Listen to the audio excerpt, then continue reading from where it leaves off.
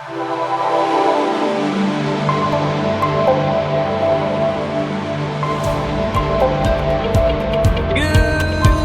morning, Max. How are you doing today? I'm doing well. Julian, how is Paris? How's the evening? And most importantly, how's Julian? Julian's doing good, probably better than you. You must not be very much awake yet. I just saw you scratching your eyes as we Yeah, were starting. I'm a little sleepy, but I'm fine. I'm ready. I'm given our backgrounds, I'm thinking I'm ready to hear a tale of woe. So, well, yes, I guess there's some of that. Today is not my story. It's not per se a mailbag story either, because I just picked it from a friend of ours, directly from LinkedIn. But I thought the story was so amazingly wrong that, I mean, I Had to had be to tell shared. it. This is, again, Stefan Lee's story. I'm not going to name the brand, but if anyone is curious, just go on LinkedIn, search for Stefan Lee. You should follow him anyway. And you're going to be able to find that story, and the brand name and everything is out there. That's a travel story. That's a hospitality story. And I'm not going to read any script or anything, so I'm just going to try to remember the details of the story. But basically, Stefan went to, I've actually no idea which country that was, but he went to a hotel at some point. Kind of, I wouldn't say fancy luxury hotel, but kind of high end, right? Not the local, that's a big chain, not a local small boutique hotel of any sort. And from what he was telling, the experience was as expected. That was not great. That was not bad. He didn't highlight anything that was either fantastically good or fantastically bad. Until the last day, until he has to check out. And when he does check out, he gets that typical survey sheets to fill. Paper one. And I mean, we've had a few stories around surveys and getting voice of the customer and making sense of feedback and all of that. And we've had plenty of stories around what could go wrong. We did not have that one quite yet. So he had to give a rating, for several types of services within the hotel. So far, nothing surprising. He had to rate things like the quality of breakfast, the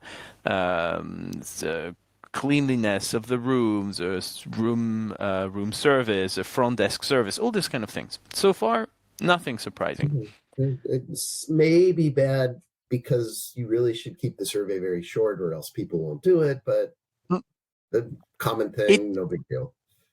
Again, working from memory here, but it felt very short. There was a single A4, and that was mostly rating, so you just had to circle a number. So literally something that takes a minute, probably. I believe you had a comment section that was not mandatory, but it felt easy.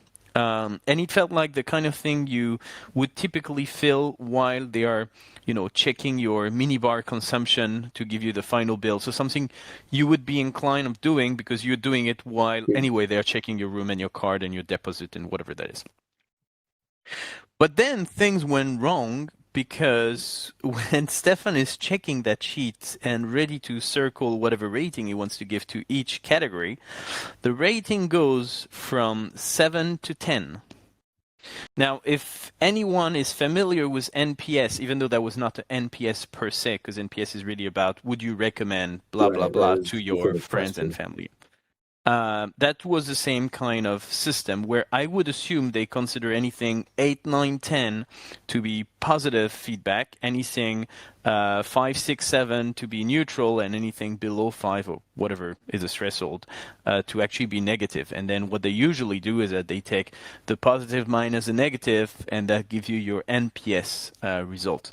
Now, if you only give people the ability to start rating at 7, you kind of kill the whole point of rating services. And so the survey was, am I great? am I wonderful or am I incredible? Exactly. Oh Pretty my much. gosh, how bizarre. And again, if you don't follow or if you don't know Stefan Lee, now's the time to go on LinkedIn and try to find the guy, um, because he tells a story. You can feel the frustration in in the way he's writing the story. There is a photo of the actual sheet that he did not invent it, right? He was pissed enough that he had to take a picture while filling it, and his question was, how do I give honest feedback here? Am I supposed to manually enter that I'm giving you a 4 here because you're not giving me that option? So if I'm not thinking you are 7 or more, how do I fill that thing? Um, and and I just felt like this is another proof of CX going completely wrong on so many levels. Yeah. And I felt that the story worth discussing with you today. So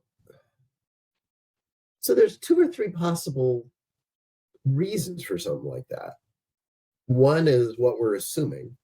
And my gosh, even just having a survey that does that, you're going to have people like us and Stefan who assume I was going to say assume the worst, but it's not assume the worst, it's assume the logical, which is I'm doing 7 to 10 because, like I said, the worst thing you can tell me is I'm great. And how just utterly defeating of feedback. I guess if that's what that is, somebody's just, it's regional and they want to look good, or that's where it's a department gaming the system to make sure that everything is, what the Lego movie had a song, "Everything is Awesome." It's kind of like that.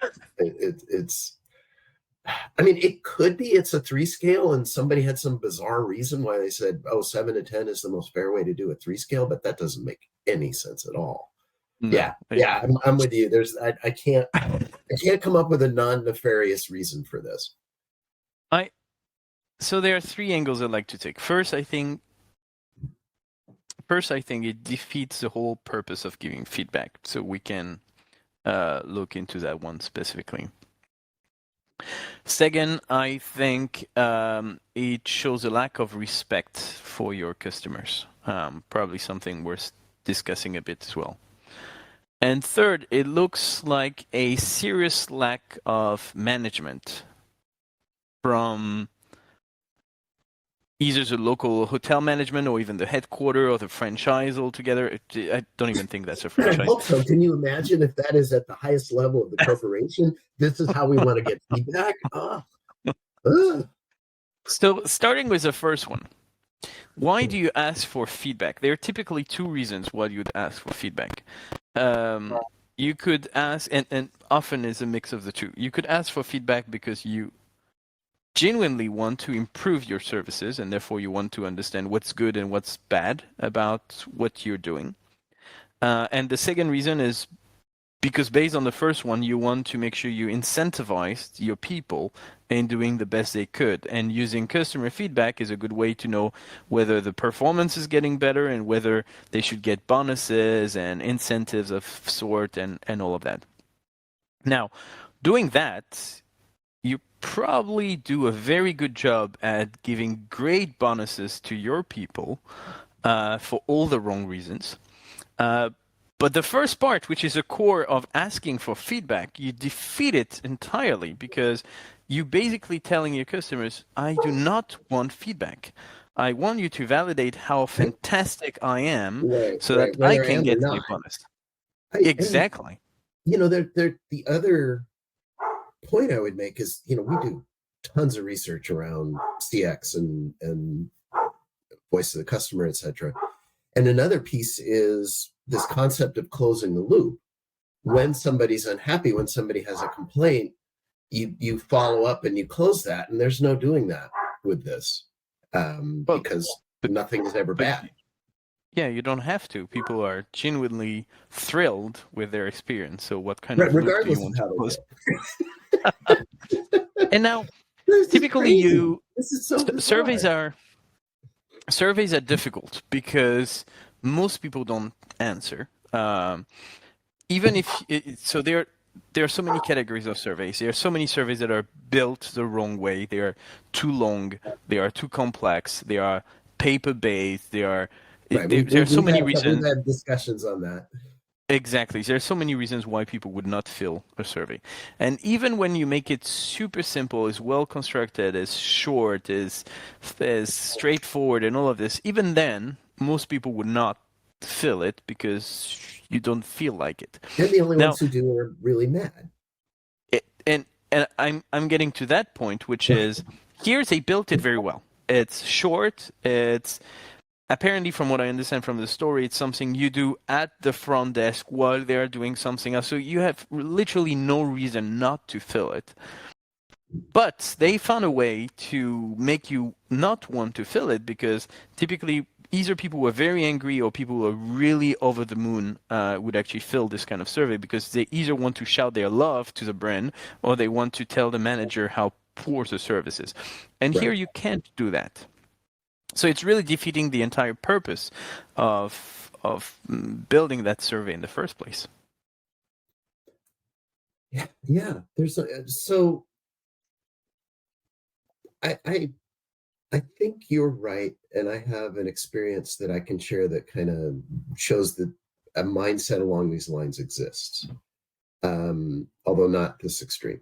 Um, Somewhere there is a survey group, a CX team that owns Voice of the Customer, and their job should be to get real customer feedback and help the company understand where they're falling short and save a customer who was unhappy and sent you a flaming thing and said, my the the shower leaked onto my suitcase and all my clothes were ruined, and do a follow-up and say, hey, we're gonna replace your suitcase, we're so sorry. um, and a lot of that falls to the wayside, unfortunately.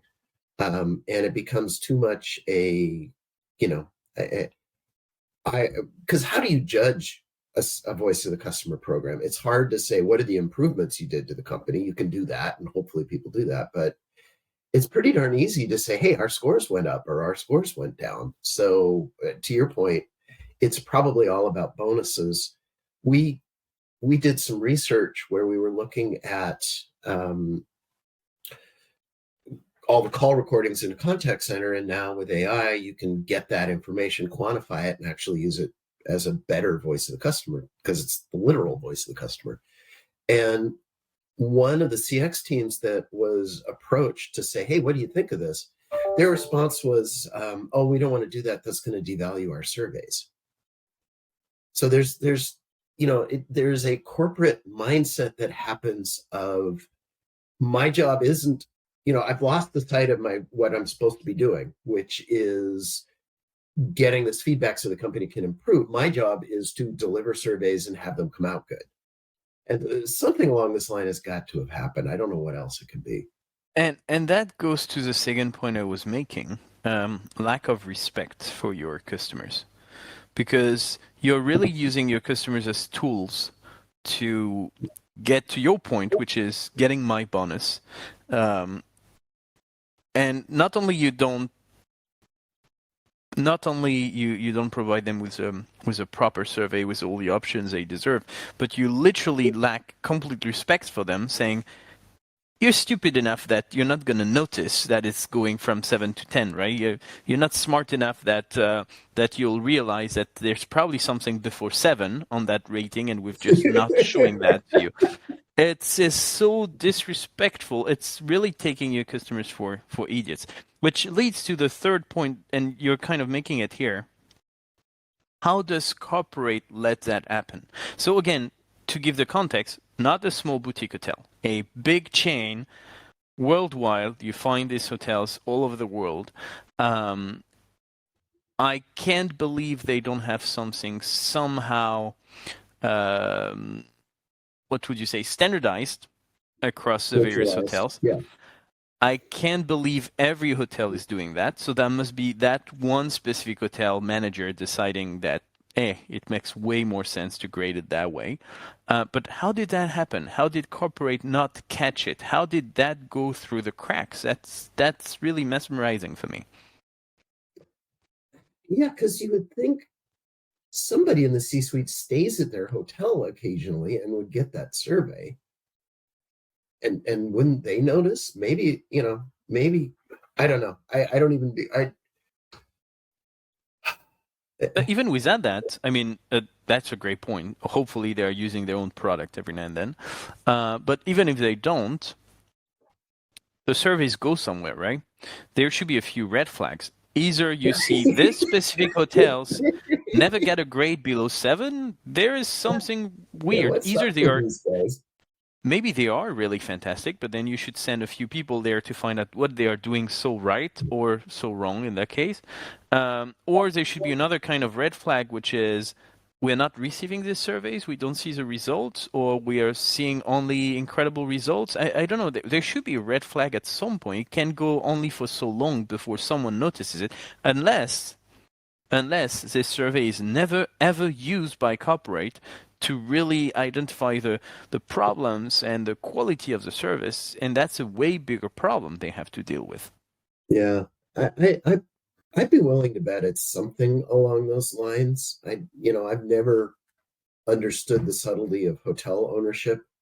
I've stayed in a great big building that was 2 hotels, and they were even different brands, or at least different flavors of a brand, and they were owned by some local company that owns 3 or 4 local hotels. So maybe it's something like that, where there's just, it's not, the chain is a franchise and the chain doesn't pretty stupid on the chain standpoint, though.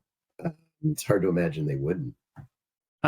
Many years ago, I worked in a hospitality company. We owned, at the time, there was probably 5 or 6 different hotels across Hong Kong and newly opened hotels in Australia. And I thought it was a standard. I was pretty amazed with the quality of the customer service, and I really thought it was a standard. They had 3 pillars. They had the first one, which was this basic survey, and you can directly access the hotel manager. You had any question, the hotel's manager's job and his assistant, so that they could do 24/7, had to be able to come within an hour to talk to any customer. So that it was not just paper survey, but you have to be able to answer any question personally, not have your staff do it. You do it. They were not fancy hotels with 3,000 customers, right? There was between 30 and 100 customers at most, if I remember correctly. The second thing is we had a guy in the office who was responding to any review, positive, negative, on TripAdvisor and all of this stuff. They had, this software that would collect reviews from every possible website. And then on every front desk, they had the personal email address of the COO of the company. And the guy made a point to take 2 hours every morning, blocking his schedule so that he could answer any question from the day before that came through personally. And I thought, that is amazing. You normally don't get that very often. And that's how it should be. Because, again, not everyone is going to email him. Only very angry customers. And you want to retain your customers. You want to turn them into ambassadors. And that's just how it should be done. And ironically, Stefan's hotel has much better satisfaction scores than that chain. Yeah. Very true. So they might have cracked the code. We might be just looking too deep into something that's so obvious. Maybe that's just right. The secret to happiness is to not know that it's not there. Exactly. Well, thank you for helping me crack that one. I thought that was an interesting story, and hopefully we brought a different light to what Stefan was saying. But I'm afraid we're pretty much aligned with his own analysis of the problem here. Yeah. It's sad that it's so crazy, but it's interesting. It's fun for us to talk about. Exactly. Pity the people who stay in that hotel and have a bad experience, but other than that, it's all great. I would agree. Well, thank you so much for taking the time today. Next week, that will be your turn. So looking forward to hearing what you've got in your mailbag for us to discuss next week. See. I have a true tale of I don't know if it's a tale of wolf. It's a battle. Describe a Ooh. battle. Battle. I like that. Can't wait to be next week. Thank you very much, Max. Have a beautiful week and talk to you next time then. Okay, sounds great. Thanks, Julien. Take care. Bye.